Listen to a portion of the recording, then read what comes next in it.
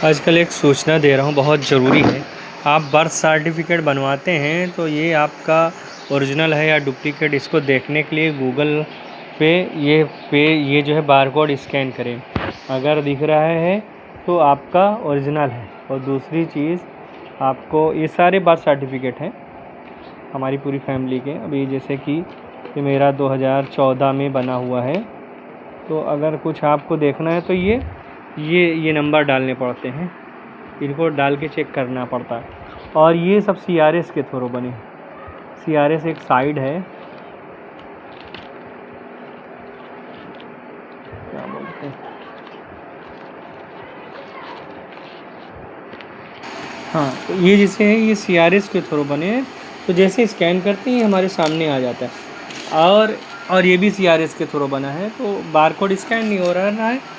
तो हमारे बच्चे के एडमिशन के टाइम हमने इसको बनवाया था दूसरे से, मतलब एज ए एजेंट बनवाया था। तो उसने स्कूल का निकला था, तो थोड़ा सा मिस्टेक था, तो मैंने वो दिया था। एजेंट ने ये निकाल के दे दिया था। तो उस टाइम तो 24 घंटा या एक हफ्ते में स्कैन होके स्कूल में एडमिशन हो जाता है। हालांकि मैंने कोई फ़र्ज़ी काम किया नहीं, क्योंकि मेरी डेट वेट सब कुछ एक ही है। आज मैं बच्चों के कुछ मिस्टेक हुई है पुराने में जो भी, तो मैं सरेंडर करने के लिए जा रहा था। तो मैंने देखा, हमने कहा सब स्कैन करके देखा, तो कि ये फ़र्ज़ी है, ये फ़र्ज़ी है। इसकी पहचान फ़र्ज़ी, देखो फ़र्ज़ी का पहचान ये देखिए, ये राउंड होता है। जब भी प्रमाण पत्र आपको ये राउंड मिले तो समझो ये फ़र्ज़ी है।